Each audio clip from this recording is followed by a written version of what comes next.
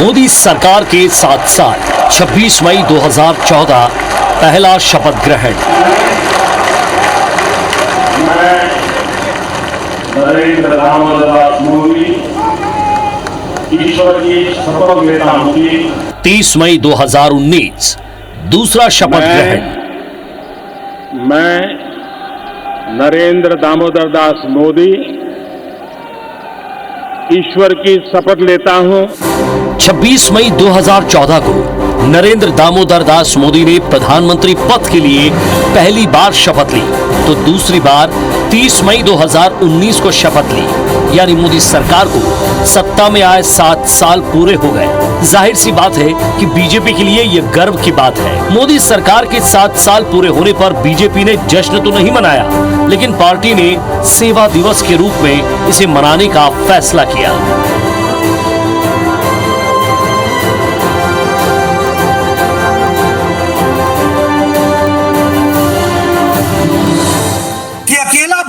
है जहां सरकार के साथ साथ समाज ने इस संक्रमण से लड़ाई लड़ी है। यह अकेली भारतीय जनता पार्टी है जिसने सेवा का काम राजनीति से अलग हट करके इतने बड़े पैमाने पर इतने लंबे समय के लिए किया है, तो वो भारतीय जनता पार्टी दुनिया में इकलौती पार्टी है। इस बात को हमको समझना चाहिए। आज मोदी जी की सरकार के 7 साल पूरे हुए। एक जैसे प्रधानमंत्री जो अद्भुत है, जिन्होंने एक वैभवशाली, गौरवशाली, संपन्न और समृद्ध भारत के निर्माण के साथ साथ आम जनता और विशेषकर गरीबों के कल्याण में कोई कसर नहीं छोड़ी। मोदी मोदी का नारा लगता है, मोदी का नारा नहीं है, वो 140 करोड़ जनता का सम्मान है। दुनिया में जहां पर मोदी मोदी का नारा लगता है, ये हम सबके लिए गर्व की बात है कि ऐसा लोकनायक, ऐसा जननायक, ऐसा कर्मठ जुझारू इस देश का प्रधानमंत्री है। मोदी सरकार के 7 बरस बेशक सत्तारूढ़ बीजेपी के लिए ये उपलब्धि और संतुष्टि से भरा वक्त है, लेकिन विपक्ष इससे कतई इत्तेफाक नहीं रखता। वो केंद्र की नीतियों पर लगातार सवाल उठा रहा है, कामकाज को लेकर आरोप मढ़ रहा है। पहले मन की बात में पीएम नरेंद्र मोदी को सुनिए, उन्होंने अपने 7 साल पूरे होने पर क्या कहा। इन 7 वर्षों में जो कुछ भी उपलब्धि रही है वो देश की रही है, देशवासियों की रही है। कितने ही राष्ट्रीय गौरव के क्षण हमने इन वर्षों में साथ मिलकर अनुभव किए हैं। जब हम ये देखते हैं कि अब भारत दूसरे देशों की सोच और उनके दबाव में नहीं, अपने संकल्प से चलता है, तो हम सबको गर्व होता है। मन की बात में पीएम नरेंद्र मोदी ने पूरे मन से अपनी सरकार के 7 साल की उपलब्धियों का जिक्र किया, तो दूसरी ओर कांग्रेस ने मोदी सरकार को देश के लिए हानिकारक बता दिया। सच्चाई ये है कि आप हर पहलू उठा लीजिए, आज 7 साल पूरे हो गए तो हिसाब करने का और जवाब मांगने का समय आया है। आज 7 साल के बाद देश मोदी निर्मित आपदा से भुगत रहा। पिछले 7 सालों में देश ने बहुत कुछ देखा, परखा और समझा, जिसे मोदी सरकार अपने पक्ष में कर रही है, तो विपक्ष इसे देश के लिए नाकामी बता रहा है। हालांकि इसका अंतिम फैसला करने का हक देश की जनता के हाथ में है। बहरहाल एक और बीजेपी 7 साल को उपलब्धि मानकर अपनी पीठ थपथपा रही है, तो विपक्ष इसे विरोध दिवस तो काले दिवस के रूप में मना रहा है। भोपाल और इंदौर में कांग्रेस सड़कों पर उतरी, तो रायपुर में पोस्टर लगाकर केंद्र सरकार से हिसाब मांगने का अभियान कांग्रेस ने शुरू किया।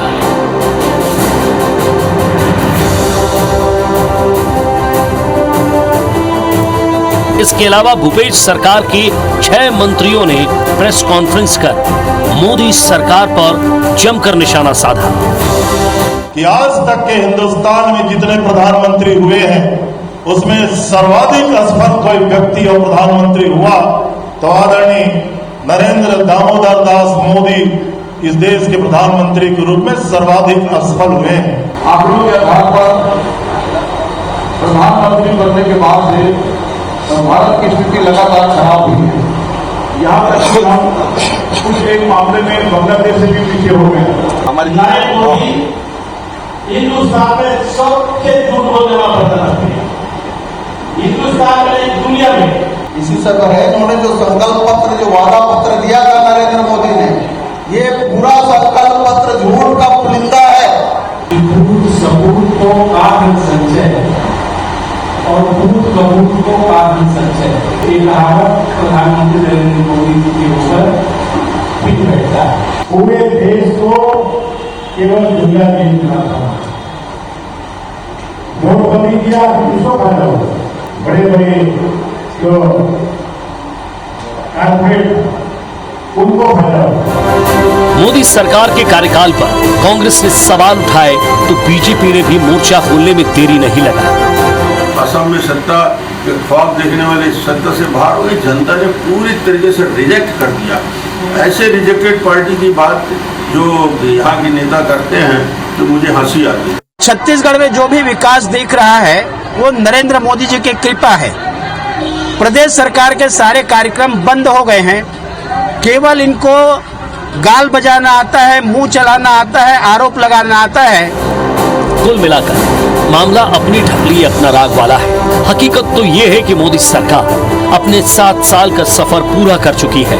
इस दौरान उसने अच्छे दिन से आत्मनिर्भर भारत का नारा देकर कई मील के पत्थर पार किए। लेकिन 7 साल के आगे कई चुनौतियां भी हैं।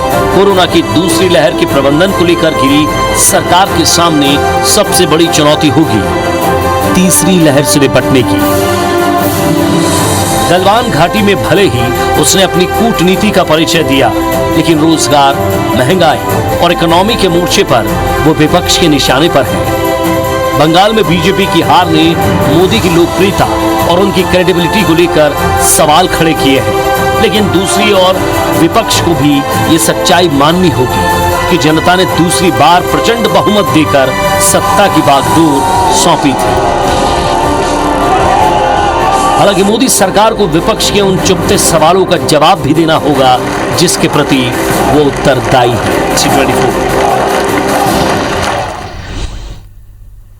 नमस्कार, बहुत स्वागत है आप सबका। जैसा आपने रिपोर्ट में देखा, ये बात पूरी तरह स्पष्ट है कि देश में किसी नेता के, किसी दल की सरकार के कार्यकाल के जब कुछ वर्ष पूरे होते हैं तो उसका आकलन किया जाता है। और दूसरे टर्म में एक सबसे बड़ी चुनौती कोविड काल में मोदी सरकार ने एक नहीं कई कसौटियों के ऊपर जनता के बीच में अपने आप को सिद्ध करने का प्रयास किया। जहां संगठन सेवा का पर्याय है, ये मैसेज देने की कोशिश इस मौके पर हो रही, तो विपक्ष ने हर मुद्दे पर फेल बताया और केवल कहने वाली, बोलने वाली, अपनी बात बताने वाली सरकार और नेता करार दिया है देश के प्रधानमंत्री को। हमारे साथ में एक बहुत ही सशक्त पैनल इस वक्त आप टीवी स्क्रीन पर देख रहे हैं। बिना देर किए उनसे जुड़ते हैं और उन्हीं से सवाल पूछते हैं, उन्हीं से उनका मत जानने का प्रयास करते हैं। हमारे साथ में भारतीय जनता पार्टी के बेहद कद्दावर नेता बृजमोहन अग्रवाल साहब, पूर्व मंत्री, छत्तीसगढ़ शासन के मौजूद हैं। राजेंद्र तिवारी जी, कांग्रेस पार्टी के वरिष्ठ नेता। रजनीश अग्रवाल साहब हैं। नमस्कार रजनीश जी, नमस्कार शर्मा जी, नमस्कार। नमस्कार आपको भी बृजमोहन जी, हम सबकी तरफ से। रजनीश अग्रवाल साहब हैं भारतीय जनता पार्टी की तरफ से, मध्य प्रदेश से जुड़ रहे हैं। और पीसी शर्मा जी, पूर्व मंत्री और कांग्रेस पार्टी के सीनियर नेता और विधायक, हमारे साथ भोपाल से जुड़े हैं। आप सबको नमस्कार, बहुत स्वागत है आपका इस मंच पर। बृजमोहन जी, कांग्रेस पार्टी ने जो आरोप लगाया उससे इतर, उससे अलग देश की सरकार के सामने पहली और दूसरी टर्म में बहुत सारे चैलेंजेस आए, लेकिन जो दुनिया का सबसे बड़ा इस वक्त का चैलेंज है, उसी से बातचीत की शुरुआत करते हैं। कोविड काल में केंद्र की सरकार, उसके काम को आप कैसे देखते हैं? क्योंकि हर किसी को यह बताया, जतलाया जा रहा कि पूरी तरह हर मोर्चे के ऊपर कोविड काल में सरकार फेल रही।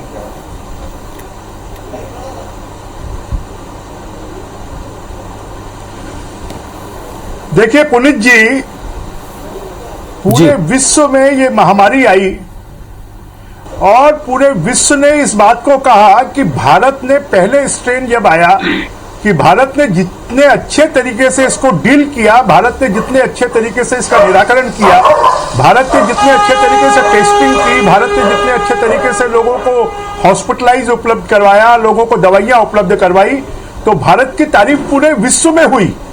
दूसरा स्ट्रेन भारत में आएगा इसकी कोई श्योरिटी नहीं थी, परंतु दूसरा स्ट्रेन आने के बाद भी जो सामान्यतः स्वास्थ्य की व्यवस्था राज्यों की जिम्मेदारी होती है, और राज्य जब फेल हो गए तो पूरे देश के लोगों को ऑक्सीजन उपलब्ध करवाना, पूरे देश के लोगों को रेमडेसिविर इंजेक्शन उपलब्ध करवाना, क्रिटिकल केयर के सामान उपलब्ध करवाना, पूरे देश को वेंटिलेटर उपलब्ध करवाना, पूरे देश को एक हिम्मत देना कि केंद्र की सरकार विश्व में कहीं से भी कोई भी कोरोना की लड़ाई को जीतने के लिए सामग्रियों की आवश्यकता होगी तो वो हम उपलब्ध करवाएंगे। और आज देश में कोरोना के स्ट्रेन अगर डाउन हुआ है तो मुझे लगता है कि केंद्र की सरकार की जो ताकत, जो हिम्मत थी, और उसी के कारण यह स्थिति बनी कि आज पूरे देश में कोरोना डाउन हो रहा है और पूरे देश में जो मृत्यु बहुत ज्यादा बढ़ रही थी वो कम हो रही है। और आज पूरा देश इस बात से कि मोदी जी की जो कार्य योजना थी, जिस समय लोग ऑक्सीजन के लिए राज्य सरकारें ऑक्सीजन उपलब्ध नहीं करवा पा रही थी, सिलेंडर उपलब्ध नहीं करवा पा रही थी, ऑक्सीजन की कॉन्सेंट्रेटेड मशीन उपलब्ध नहीं करवा पा रही थी, उस समय केंद्र सरकार ने एयरफोर्स को लगाकर, नेवी फोर्स को लगाकर, थल सेना को लगाकर, और हमारी थल सेना के जितने हॉस्पिटल्स हैं, नेवी के जितने हॉस्पिटल्स हैं, एयरफोर्स के जितने हॉस्पिटल्स हैं, उनको कोविड के लिए खोल दिया। जितने रिटायर्ड डॉक्टर हैं उनको ड्यूटी पर लगा दिया। और इस प्रकार से मुझे लगता है कि शायद भारत में कोरोना के संक्रमण से निपटने के लिए और भारत में इस कोरोना की लड़ाई को जीतने के लिए मोदी जी ने जिस ताकत के साथ में, जिस संकल्प के साथ में काम किया, शायद मुझे लगता है कि इसकी तारीफ करने से कोई भी बच नहीं सकता। आरोप लगाना एक अलग बात है, और सिर्फ मोदी जी ने सरकार के रूप में काम नहीं किया, मोदी जी ने भारतीय जनता पार्टी के करोड़ों कार्यकर्ताओं को देश भर में कि आप जो ऐसे लोग हैं, बीमार लोग हैं, उनके घरों तक दवाइयां पहुंचाइए, जिनके घर में कोई कमाने खाने वाले नहीं हैं वहां तक आप खाना पहुंचाइए, जिनके परिवारों में कोई अंतिम संस्कार करने वाले नहीं है वहां जाकर आप उनके अंतिम संस्कार में सहयोग करिए। तो पूरी पार्टी के भी करोड़ों कार्यकर्ता, जब बाकी लोग डर कर अपने अपने घरों में दुबके हुए थे, बाकी लोग वर्चुअल कॉन्फ्रेंसेस के माध्यम से बात करते थे, तब भारतीय जनता पार्टी के कार्यकर्ताओं ने घर घर जाकर और लोगों के दुख में अपना हाथ बटाया है और उनका साथ दिया है। यह अगर कोई ताकत है तो मोदी जी जैसे नेतृत्व की ताकत है, जिसकी आज पूरा हिंदुस्तान नहीं पूरा देश तारीफ कर रहा है। और बहुत से एजेंसियों ने तो इसका सर्वे भी कराया है, और सर्वे में 50% से ज्यादा लोगों ने कहा है कि मोदी जी की कार्य योजना के कारण आज देश कोरोना के संक्रमण से निपटने में सक्षम हो पाया है। चलिए, हमारे साथ में कांग्रेस पार्टी की तरफ से राजेंद्र तिवारी जी। राजेंद्र जी, कांग्रेस पार्टी ने एक प्रेस कॉन्फ्रेंस करके भी अपने मंत्रियों के द्वारा ये बात प्रदेश को और देश को बताई है। उधर मध्य प्रदेश में भी नेताओं ने इस बात को कहा है कि कोविड काल जो सबसे बड़ी कसौटी थी, इस पर केंद्र की कलई खुल गई। क्या वजह है, किस तरह आप देखते हैं इस कोविड काल में केंद्र के कार्यकाल को?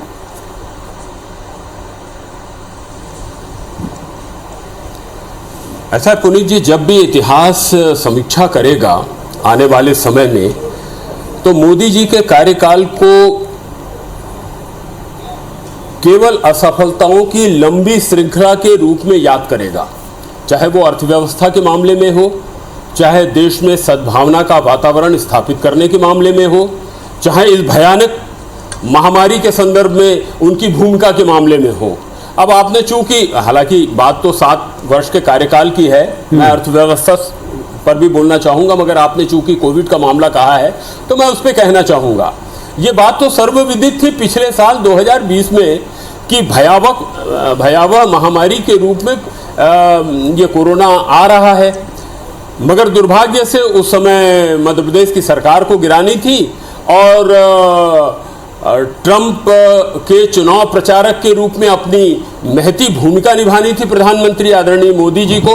अच्छा, एक बात ध्यान रखिएगा, भारत का प्रधानमंत्री बहुत बहुत सम्माननीय होता है, पूरी दुनिया उसकी तरफ देखती है, क्योंकि 135 करोड़ लोगों का प्रतिनिधित्व करता है, दुनिया का सबसे बड़ा ये लोकतंत्र है। और मैंने आज तक अपने लंबे जीवन में कभी ऐसा नहीं देखा कि भारत का प्रधानमंत्री किसी दूसरे देश के चुनाव प्रचार में अपने आप को झोंक दे और चुनाव प्रचारक के रूप में और पोलिंग एजेंट के जैसे कार्यकर्ता के रूप में काम करे, वहां भी जाकर के और यहां भी। तो पूरा समय उन्होंने नमस्ते ट्रंप और मध्य प्रदेश की सरकार को गिराने में उन्होंने पूरा समय लगाया। और उसका दुष्परिणाम यह हुआ कि 13 मार्च को जब पिछले साल उन्होंने इंटरनेशनल फ्लाइट प्रतिबंधित की, तब तक बाजी हाथ से निकल चुकी थी।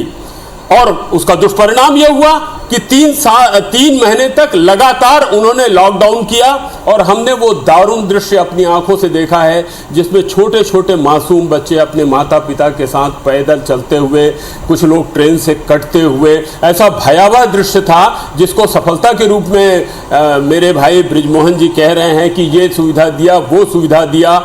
हालत ये थी कि अभी जनवरी में ये तय हो गया था कि इसकी दूसरी लहर आने वाली है जो पहली लहर से भयावह है। उसके बावजूद कोई इंतजाम नहीं किया क्योंकि उनके भारत के प्रधानमंत्री को पूरे देश के बारे में सोचना चाहिए। पूरी दुनिया के अखबार आप पढ़िए, पूरी दुनिया के समाचार सुनिए तो लोग इतनी ज्यादा आलोचना कर रहे हैं भारत सरकार की जिसकी कोई सीमा नहीं। न्यूयॉर्क टाइम हेडिंग लगाता है कि मोदी जी के सामने 2 लक्ष्य थे कि वो या तो भारत को बचाएं या अपनी छवि को बचाएं। उन्होंने दूसरे रास्ते को चुनने का काम किया। जिस समय यह आशंका थी कि दूसरी लहर आ रही है उस समय दीदी ओ दीदी, भारत के प्रधानमंत्री को इस तरह की भाषा और इस तरह बहुत गरिमा होती भारत के प्रधानमंत्री की। मैं बाकी सारी बातों को एक तरफ करके भी भारत के प्रधानमंत्री का जो पद होता है वो बेहद सम्माननीय होता है, मगर जिस तरह का आचरण उन्होंने चुनाव के दौरान दिखाया और उसका दुष्परिणाम यह हुआ। हम और आप गलती करते हैं पुनीत जी तो छोटी गलती होती है, मगर देश का प्रधानमंत्री जब गलती करे तो वो गलती पूरे देश पर भारी पड़ती है। चाहे वो नोटबंदी का मामला हो, चाहे जीएसटी का मामला हो, चाहे ये ताजा तरीन मामला कोरोना का हो, कोविशील्ड, और उसका दुष्परिणाम यह हुआ कि जिस वैक्सीन को लेने की तैयारी पूरी दुनिया ने कर डाला था, हम उससे अछूते रह गए। और अभी ब्रिजमोहन भाई बता रहे थे कि इतना वेंटिलेटर दिया, यहां से यहां पहुंचाया, वहां से ये यहां पहुंचाया। भाई का बरसात जब कृषि सुखाने, जब तक स्थिति हाथ से निकल चुकी थी, उन्होंने कहा अंतिम संस्कार का इंतजाम किया। यह बात सही है, अंतिम संस्कार तक पहुंचा दिया लोगों को। इतनी भयावह स्थिति रही कि गंगा में लाशें तैर रही हैं। ऐसा भयावह दृश्य मैंने तो अपने इतने लंबे जीवन में कभी नहीं देखा। और इसके लिए जब भी इतिहास समीक्षा करेगा, मोदी जी को कुछ मामलों के लिए शुद्ध रूप से दोषी करार करेगा। उन्होंने तो कहा था ना, नोटबंदी लगाते समय के 50 दिन के बाद में मेरे को चौराहे में खड़े करके मेरे से सवाल पूछना। आने वाला इतिहास, आने वाला समय, ये अगर कोरोना महामारी की बात तक आप केंद्रित कर रहे हैं तो फिर मैं सिलसिलेवार आपको बताना चालू करूंगा कि भारत सरकार ने कितनी ज्यादा चूक की। राज्य सरकार के ऊपर दोषारोपण कर रहे हैं। 35,000 करोड़ रुपए आपने निकाल करके रखा था ना। आदरणीय वित्त मंत्री ने यह घोषणा किया था कि 35,000 करोड़ रुपए केवल वैक्सीनेशन के लिए लगेंगे और 35,000 करोड़ रुपए से 117 करोड़ लोगों को 2 बार टीका लग जाता। और उसके बाद में पल्ला झाड़ दिया कि राज्य करें इसका इंतजाम। और राज्यों की जो स्थिति है, मैं छत्तीसगढ़ की बात करूंगा, यहां जीएसटी के लाले पड़े, जीएसटी का पैसा हमको नहीं दे रहे, हमारा कोल का पैसा नहीं दे रहे हैं, और हमने किसानों को जो किसानों का धान खरीदा है उसका पैसा नहीं दे रहे हैं। वायदा करने के बाद कि 60 लाख टन हम चावल खरीदेंगे, 24 लाख टन चावल में इतिश्री कर लिया। और जिस तरह से पूरे परिवेश में मोदी जी के एक जगह से मैं कार्यप्रणाली अगर बताने चलूं तो अर्थव्यवस्था की बानगी आपको देखूं, 462 करोड़ रुपए पूरे 70 साल में, 462 करोड़ डॉलर पूरे 70 साल में जितना कर्ज था देश के ऊपर, अकेले मोदी जी के कार्यकाल में 118 करोड़ रुपए और बढ़ गया। जिस अडानी की मलकियत केवल $7 बिलियन की थी, आज की तिथि में, और अधिकृत बयान दे रहा हूं, अधिकृत बात कर रहा हूं मैं, वो $66.5 बिलियन हो रही है। जिस अंबानी की संपत्ति 18,000 बिलियन थी, 2014 की बात कर रहा हूं मैं, वो बढ़कर के 88 बिलियन हो रही है। देश के लोग गरीब से गरीब होते जा रहे हैं। बेरोजगारी का ये हालत है प्रतिशत कि 7.2% देश में भयावह बेरोजगारी है। जी पुनीत जी। राजन जी, आता हूं मैं आर्थिक मसले के ऊपर, चूंकि इस समय सर्वाधिक बड़ी चुनौती, सबसे बड़ी चुनौती, सारा फोकस कोविड काल था, इसलिए शुरुआत वहां से की, लेकिन आर्थिक चुनौती पर भी हम आएंगे, निश्चित तौर पर बात करेंगे। रजनीश अग्रवाल साहब, निश्चित तौर पर ये जो कोविड काल था, फर्स्ट वेव और सेकेंड वेव, दूसरी लहर एक चुनौती नहीं बल्कि सुनामी के तौर पर आई थी, इसमें कोई शंका नहीं। सारी दुनिया की एक भारी परीक्षा ली, और ये जो दूसरा कार्यकाल है मोदी जी का, इसमें सबसे बड़ा चैलेंज रहा, क्योंकि एक तरफ तो हम याद करेंगे कुछ बड़े फैसलों को लेकर, ऐतिहासिक कदमों को लेकर, तो दूसरी तरफ याद करेंगे इस एक कार्यकाल में दूसरी लहर को लेकर के। क्या इस दूसरी लहर ने बहुत कुछ बदला छवि को लेकर, काम को लेकर, जैसा विपक्ष कह रहा है? देखिए, पहली बात तो यह है कि दुनिया के तमाम देशों ने कोरोना से लड़ाई लड़ी है। छोटे छोटे देश में भी बड़ी तादाद में लोग काल कबलित हुए हैं, अपनी जान खोई है। किसी भी विकसित देश को भी आपने, जिसको विकास के पैरामीटर पर विकसित देश कहा जाता है, चाहे वो अमेरिका हो, ब्रिटेन हो, इटली हो, फ्रांस हो, जर्मनी हो, चीन हो, बड़ी तादाद में लोग काल कबलित हुए, फर्स्ट वेव में भी और सेकेंड वेव में। भारत ने फर्स्ट वेव में भी पूरी शिद्दत के साथ, पूरी प्रतिबद्धता के साथ में लड़ाई लड़ी, सबके साथ मिलकर लड़ाई लड़ी और लड़ाई जीती। सबने मिलकर टीम इंडिया की स्पिरिट से लड़ी। सेकेंड वेव आई, सेकेंड वेव और फर्स्ट वेव के बीच का जो समय था, उस समय के दौरान लगातार सेंट्रल गवर्नमेंट ने अपनी भूमिका का निर्वहन करते हुए बाकायदा लिखित तौर पर संवाद कायम किया राज्य सरकारों से, वीडियो कॉन्फ्रेंसेस की, जो जहां जहां सुविधा उपलब्ध कराने की बात थी उसके लिए पैसा अलॉट किया गया, चाहे वो ऑक्सीजन पैदा करने के लिए, उत्पादन करने के लिए, और वहां यूनिट तैयार करने का मामला हो, या दवाइयों के मामले में हो, या अस्पतालों के मामले में भी हो। जो कहते हैं हेल्थ इंफ्रास्ट्रक्चर नहीं बन पाया, तो 70 सालों में बना हुआ हेल्थ इंफ्रास्ट्रक्चर गिरा दिया था कि 2014 में मोदी जी ने। आपके जमाने में केवल एम्स बने एक आजादी के समय एक बनाया रायबरेली में मनमोहन सिंह जी ने। आज 22 एम्स हैं। रायपुर का भी एम्स अटल जी की देन, भोपाल का भी एम्स अटल जी की देन। आज देश में 157 मेडिकल कॉलेज, 30,000 नए एमबीबीएस की सीटें उपलब्ध ताकि डॉक्टर ज्यादा से ज्यादा बने, 18,000 पीजी की सीटें।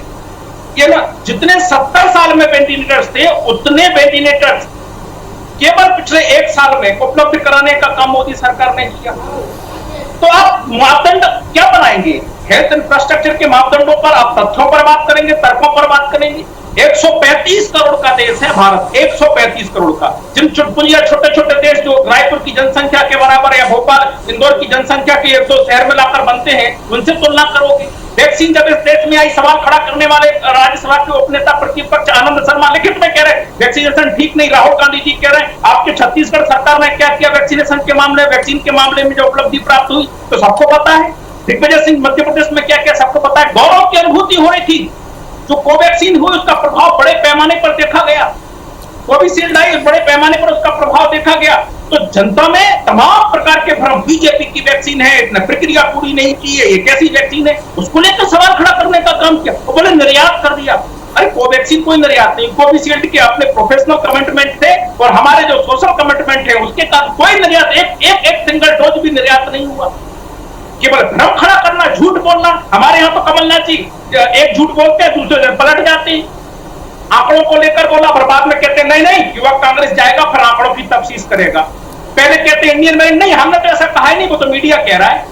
फिर वो अलग अलग मुद्दों पर भी, बाकी मुद्दों पर भी यही कहना होता है। सवाल है कि तथ्यों तर्कों के आधार पर पूरे दुनिया में अगर आप देखें किसी पॉलिटिकल पार्टी जो विपक्ष के नाते भूमिका का निर्माण कर रही, ऐसी भूमिका किसी ने नहीं की जैसी इस देश में कांग्रेस ने, उनके संगी साथियों ने किए, लेफ्ट लिबरल्स ने किए, तमाम प्रकार के प्रपंच किए।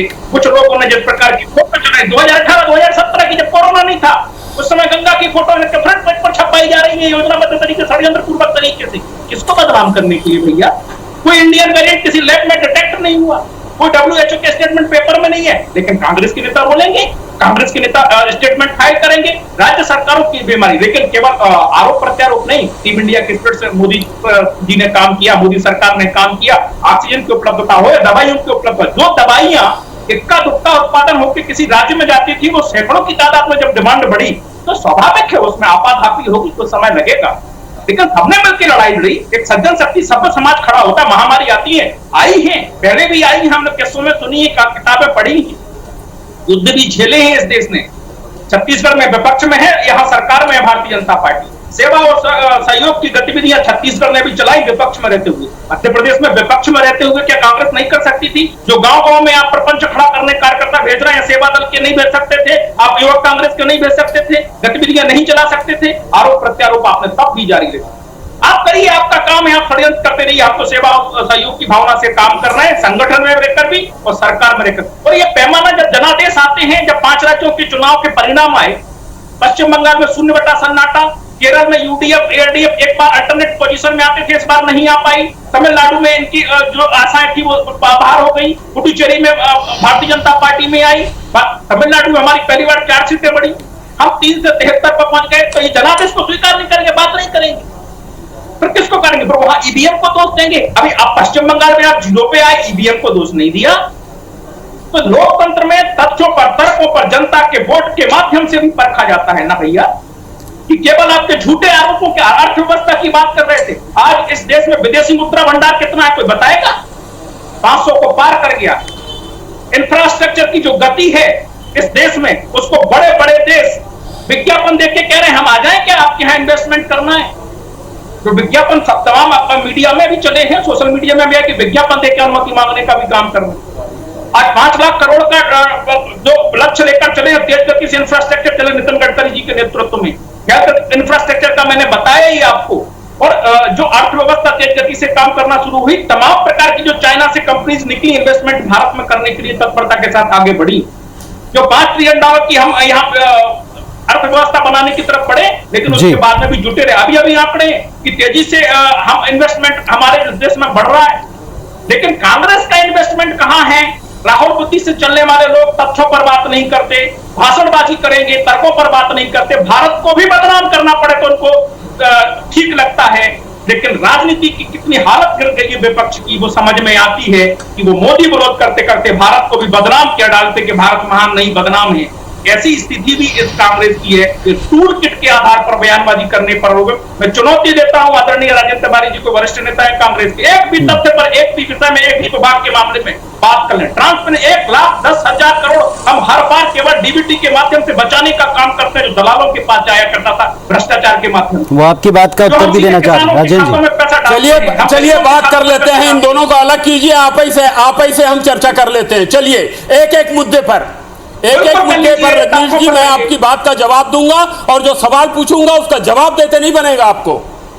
अरे अब ये क्या बनेगा क्या नहीं बनेगा आदरणीय तिवारी जी, आप तो सवाल पूछो, मुद्दा खड़ा करो, और आपको भी जवाब देना पड़ेगा सवाल उठाने से पहले। 70 साल पहले जो आपने खड़ा किया वो हमने 2014 में नहीं मिटा दिया। आपको बताना पड़ेगा कितने मेडिकल कॉलेज थे, कितनी एमबीबीएस की सीटें थी, कितने डॉक्टर पैदा होते थे 2014 तक। मैं बता रहा हूं, आपको बताना पड़ेगा कितने एम्स थे आपके जमाने तक, 2014 के बाद कितने एम्स बने इस देश में, आपको बताना पड़ेगा। आप बात नहीं सकते। जिस एम्स की बात कर रहे हैं उसकी स्थापना पंडित जवाहरलाल नेहरू ने 1956 में किया था, और रायपुर के एम्स की बात कर रहे हैं, निश्चित रूप से महामना अटल बिहारी जी वाजपेयी ने उसकी नींव रखी थी, मगर उसको पूर्णाहुति तक पहुंचाने का काम डॉक्टर मनमोहन सिंह ने किया, उसको पूरा करने का काम मनमोहन सिंह जी ने किया। एक बात का जवाब सिलसिलेवार दूंगा, और कुछ सवाल ऐसे पूछूंगा रजनीश भाई को, आपको जवाब देना नहीं बनेगा। इस तरह से मोदी जी का कार्यकाल रहा है, आने वाला इतिहास उनको कटघरे में खड़ा करके सवाल करेगा। और एक नहीं, बहुत सारी बात है, अर्थव्यवस्था से लेकर के दुनिया भर की बात है। बात कर लो जी। चलिए पीसी शर्मा जी भी हमारे साथ में, अस्पताल में गए भोपाल में। जी शर्मा जी अपना पक्ष रखें, आपने सबको सुन लिया। मूल प्रश्न यही कि कोविड काल की जो चुनौती थी, इसमें कांग्रेस ने कहा कि केंद्र सरकार और मोदी जी पूरी तरह एक्सपोज हो गए। जो दूसरा कार्यकाल और दूसरे कार्यकाल में जो सेकेंड वेव है, इसने कलाई खोल दी। शर्मा जी, निश्चित तौर पर मैं अभी सबको सुन रहा था, पर एक चीज समझ में नहीं आती कि भारतीय जनता पार्टी का नेता, सीनियर हैं अग्रवाल जी, हमारे साथ 98 में भी विधायक रहे थे, मंत्री भी शायद रहे हैं, वो उनका बोलने का पैटर्न, भोपाल इनका बोलने का पैटर्न एक जैसा झूठ। ये एक चीज मानना पड़ेगी, इनके यहाँ झूठ बोलने में बड़ी पारदर्शिता है कि एक बिल्कुल ट्रेनिंग कि आपको बस इसी लाइन पे बोलना है। मैं कहना चाहता हूं कि जब ये सर्वे हुआ अभी, तो हिंदुस्तान की 50% से ज्यादा जनता ने कहा, पूछा गया कि मोदी कोविड-19 को संभालने में फेल हुए कि पास हुए, 50% से ज्यादा लोगों ने कहा कि फेल हो गए। जो तिवारी जी ने बात कही थी वहां से आगे बढ़ाऊंगा कि जिस समय राहुल गांधी जी लगातार कहते रहे कि ये कोरोना आ रहा है, इसकी तैयारी कीजिए, तब प्रेसिडेंट ट्रंप को हिंदुस्तान बुलाया गया। 5,000 लोग आए उस समय और मास्क पहने हुए थे उस जमाने में, और उनकी खातिरदारी में लगे, आगरा, दिल्ली और पता नहीं कहां ले गए, और ये वो लेके आए यहाँ पर हिंदुस्तान उस समय कोरोना को। उस समय उन्होंने फरवरी में कह दिया था इसके जो भी तैयारी करना पहले करो। मध्य प्रदेश में आदरणीय मुख्यमंत्री से कमलनाथ जी उन्होंने मीटिंग ली, मैं मंत्री था, मैंने कई बार उसको प्रेस के सामने आया कि क्या क्या तैयारियां की हैं। वीडियो कॉन्फ्रेंसिंग की उन्होंने कलेक्टर से, और कमलनाथ जी की सरकार गिराने के लिए ये 20 मार्च तक रुके कि सरकार गिर जाए, उसके बाद लॉकडाउन लगाएंगे। इसकी वार्निंग देते रहे राहुल गांधी। और दूसरा जो इंटरनेशनल फ्लाइट वो तो की लेट, लेकिन विशिष्ट लोगों को बाहर से लाने के लिए इनकी 100 फ्लाइट आना था, स्पेशल फ्लाइट्स, उसकी वजह से पूरा डिले किया। और ये 23 तारीख को इनकी सरकार बनी और 24 से कंप्लीट लॉकडाउन इन्होंने पूरे हिंदुस्तान में कर दिया और 3 महीने तक लगातार लॉकडाउन। राहुल गांधी ने कहा कि भाई 6,000 रुपए सबके अकाउंट में डालो, काम धंधे बंद हो गए, लोगों के काम धंधे बंद हो गए, बेरोजगार हो गए। और तिवारी जी ने जो बात कही कि अग्रवाल जी सीनियर विधायक हैं कि उसकी तारीफ कर रहे हैं कि उन्होंने संभाला। अरे किस तरह से लोग दिल्ली से और बॉम्बे से आ रहे थे, हमने भोपाल में उनकी यहाँ पे मदद की, और लोगों ने मदद की, संस्थाओं ने मदद की। स्कूटर के ऊपर बच्चा लेटा हुआ है, वो सीन कौन भूल सकता है? 1,000 किलोमीटर लोग चले, ये सब स्थिति इन्होंने पैदा की। और कोरोना जब बीच में थोड़ा सा संभला, पूरी दुनिया से खबर आ रही थी, इंग्लैंड में सेकंड स्ट्रेन आ गया था, दूसरी लहर आ गई थी और दूसरी लहर आ सकती है, इसकी तैयारी होना चाहिए। ये तैयारी में नहीं लगे मोदी जी और भारतीय जनता पार्टी के लोग। मध्य प्रदेश में भी शिवराज सिंह चौहान की सरकार फेल हुई। यहां पर दूसरी लहर के समय बीच में इन्होंने एक होशंगाबाद के बाद बाबई में ऑक्सीजन प्लांट के लिए भूमि पूजन कर दिया, लेकिन एक ईंट नहीं लगी। और क्या स्थिति आई कि ऑक्सीजन नहीं, रेमडेसिविर इंजेक्शंस नहीं, ऑक्सीजन बेड नहीं, यहाँ पे वेंटिलेटर्स नहीं। वेंटिलेटर आए पीएम फंड से, तो वेंटिलेटर सीहोर का एक मरीज यहाँ पे हमीदिया अस्पताल में उसकी जान चली गई। और उसके बाद उसकी हुई ब्लैक मार्केटिंग। 850 इंजेक्शंस रेमडेसिविर के गायब हो गए, उनको बताया गया कि चोरी हो गई। बाद में कहा चोरी नहीं हुई, हमीदिया अस्पताल से, जहां के इंचार्ज एक प्रभावशाली मंत्री हैं। बाद में बताया गया कुछ मंत्री और आईएएस को चले गए। काला बाजारी सद तक हुई कि जबलपुर के अंदर विश्व हिंदू परिषद का नेता, उसके यहाँ छापा मारा गया, वो आज एनएसए में अंदर है, उनके यहाँ से काला बाजारी हुई। उज्जैन के अंदर बेड बेचे जा रहे थे 30 साल में। उनका जो मंत्री था, मंत्री का आदमी 30,000 रुपए में बेड बेच रहा था। यही स्थिति इंदौर में, यही भोपाल में, ये रेमडेसिविर इंजेक्शंस की इन्होंने कालाबाजारी की। और इनको मालूम था क्योंकि हमारा शासन है, हमको कुछ नहीं होगा। तो ये लगातार ये स्थितियां बनी। और उसके बाद आयुष्मान योजना, इसमें आपको लाभ मिलेगा, जो कहा जाता है केंद्र की योजना है। लेकिन आयुष्मान योजना का 2000 जब कमलनाथ जी मुख्यमंत्री थे, उस समय उन्होंने ऑर्डर कर दिया था कि कोरोना के में आयुष्मान योजना का लाभ मिलेगा, लेकिन नहीं मिला। और जब यहाँ पर जब लोगों की जान जाती रही, बहुत से लोग यहाँ पे मीडिया ने भी उठाया, तब जाकर यह स्थिति आई कि आयुष्मान योजना में लाभ मिलेगा। लेकिन आयुष्मान योजना में भी लोगों को लाभ नहीं मिला। अस्पतालों ने बड़े बड़े बिल दिए, लोगों की जान भी गई और घर का पैसा भी गया, पूरा बर्बाद हो गया मध्य प्रदेश इस मामले में। और मैं कहना चाहूंगा इसमें कि ये जब स्थिति वहां पर हुई पूरे उसमें, तो ये 1 लाख से ज्यादा लोगों की जान मध्य प्रदेश में गई है। ये अभी रजनीश जी कह रहे थे कि क्या हुआ, अरे कहाँ थे लोग आपके, कहाँ थे रजनीश भाई? कहीं मिल जाते आप, किसी अस्पताल में मिल जाते, मुझे किसी शमशान घाट में मिल जाते, किसी कब्रिस्तान में मिल जाते, लेकिन कभी कहीं दिखे नहीं। ये हम लोग जितने भी शमशान घाट और कब्रिस्तान ने भोपाल के, इन सबको संभाला तो कांग्रेस के कार्यकर्ताओं ने संभाला। कांग्रेस का कार्यकर्ता भदभदा शमशान घाट में था, जहां रिकॉर्ड है जी 103 लोगों की वहां पे अंतिम संस्कार हुआ, एक उसमें, और एक दिन नहीं कई दिनों तक उस समय गायब थे इनके। वहां जो भी काम करने वाले कार्यकर्ता है वो हमारे हैं। मैंने अपनी निधि से वहां पैसा बांटा उन वॉरियर्स को जो वहां पे रिश्तेदार नहीं आते थे, लेकिन दाह संस्कार का काम ठीक है शर्मा जी आपने जितने भी तथ्य रखे हैं, आते थे बॉडी नगर निगम, आपने जितने भी तथ्य रखे हैं, जितनी भी बातें रखी हैं, इन सब पर हम लगातार डिबेट करते रहे और इसमें कांग्रेस पार्टी बीजेपी दोनों के नेता मध्य प्रदेश से जुड़ते रहे। मूल सवाल यह है कि जो केंद्र सरकार और खासतौर पर मोदी शासनकाल का ये जो दूसरा टर्म है, इस टर्म में जो इतनी बड़ी चुनौती रही, क्या इसने तमाम पिछले कामों पर एक तरह से भारी पड़ने का काम किया?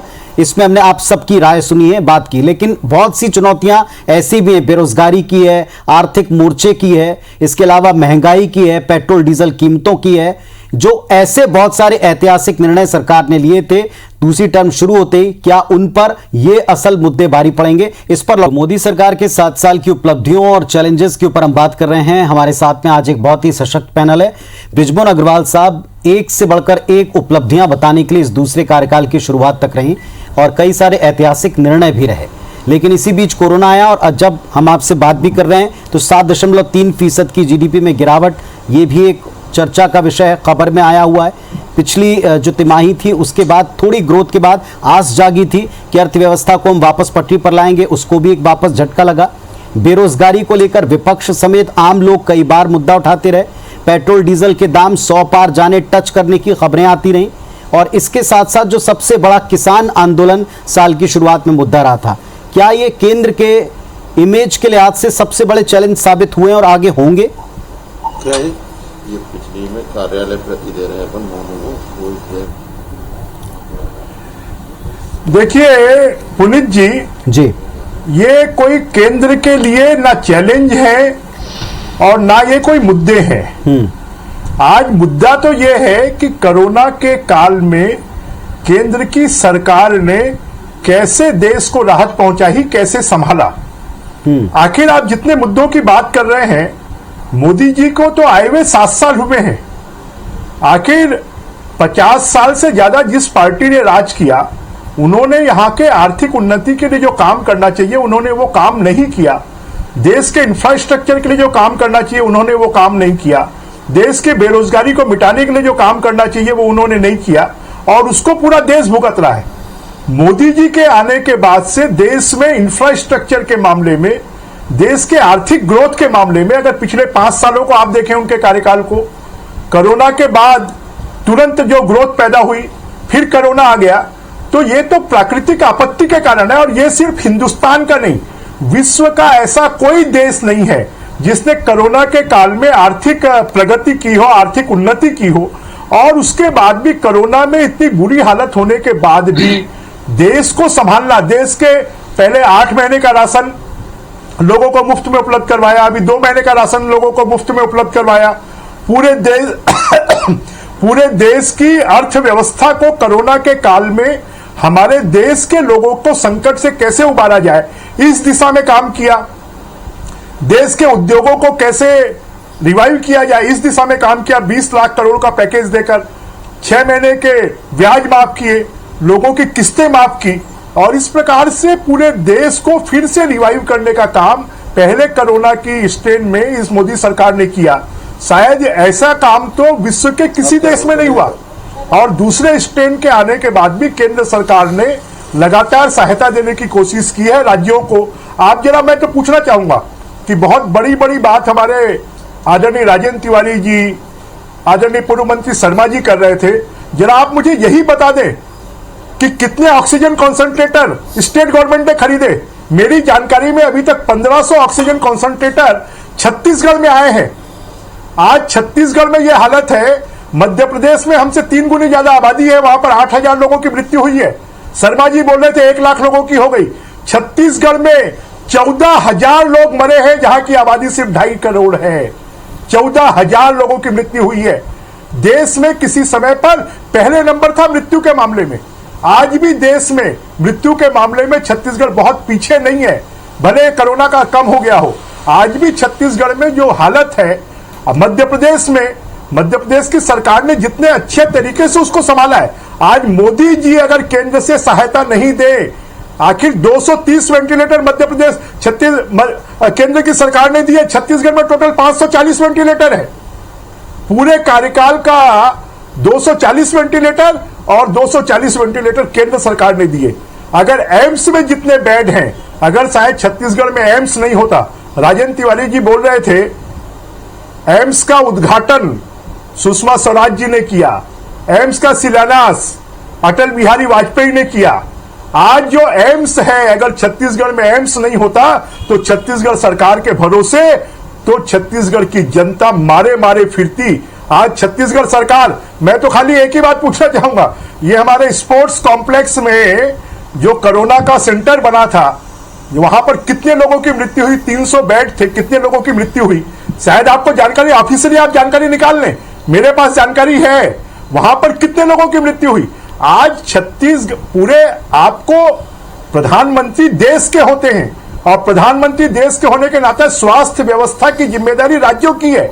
उसके बाद भी केंद्र सरकार ने जिस तत्परता के साथ में, जिस तेजी के साथ में आज एयरफोर्स के प्लेन रोज सामग्री छोड़ने आ रहे हैं, राज्य सरकार ये बताने को तैयार नहीं है कि केंद्र सरकार से हमको क्या क्या सहायता मिली है, हमको कितने वेंटिलेटर मिले, हमको कितने ऑक्सीजन कॉन्सेंट्रेटर मिले, हमको कितने टेस्टिंग किट मिले, कितनी वैक्सीनेशन मिली।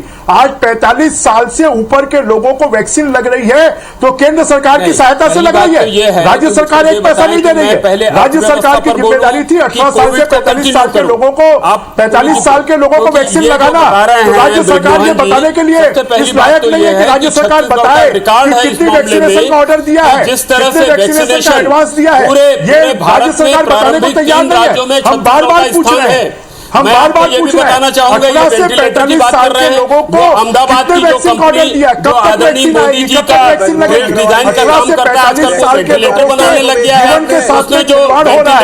आखिर 45 साल से ऊपर के लोगों की खराब हो रहा है तो उसका एक वैक्सीनेशन है।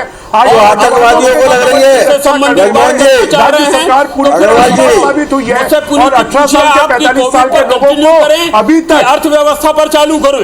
देखिए सवाल अर्थव्यवस्था पर था, तिवारी जी सवाल अर्थव्यवस्था पर था, बेरोजगारी पर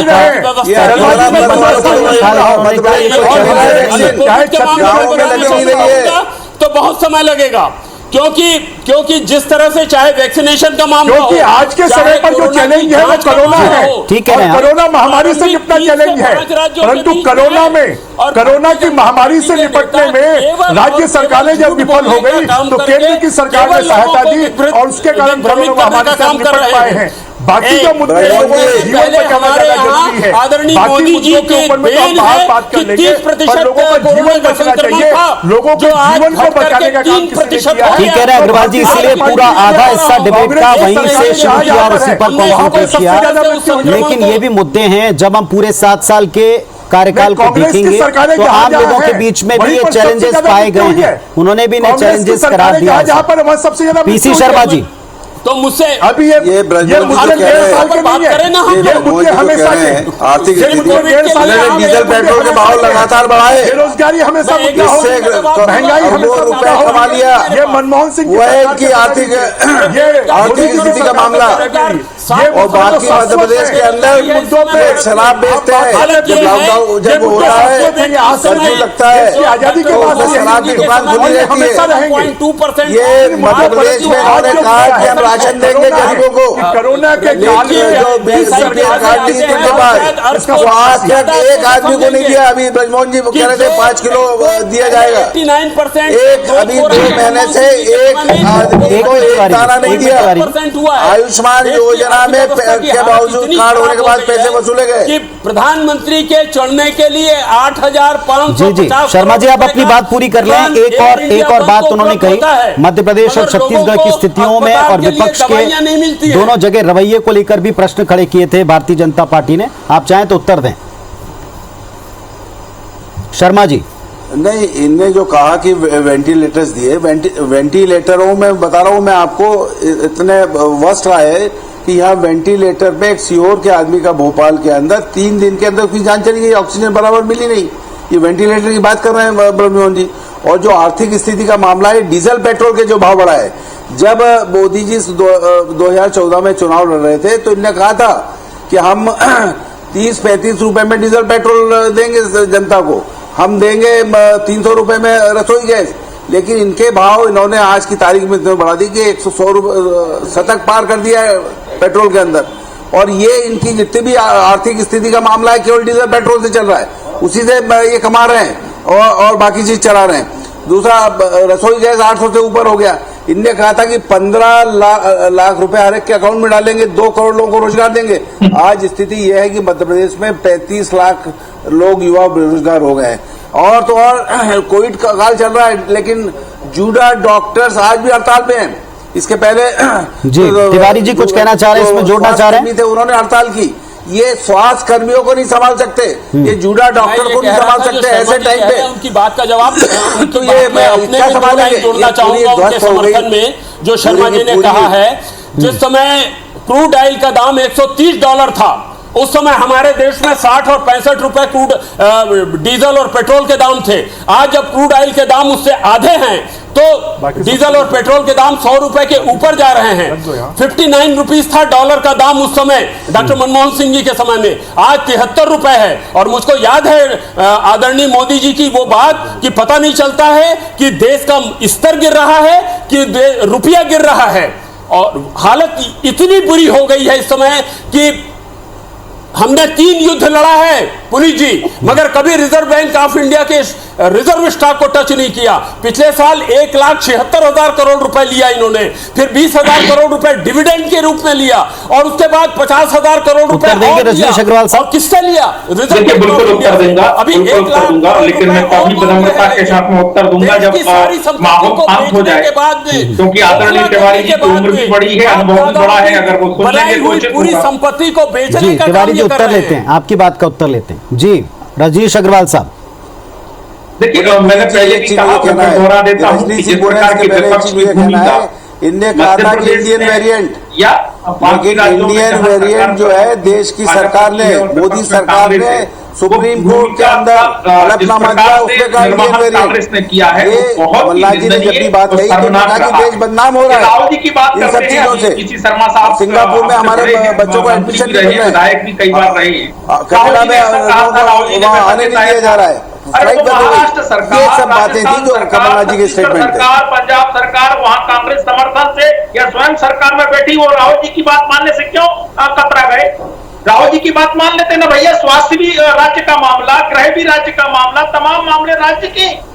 अगर आपको वहां कोई रजनीश जी ये बता दो कि वो वैक्सीन पाकिस्तान को क्यों बेची?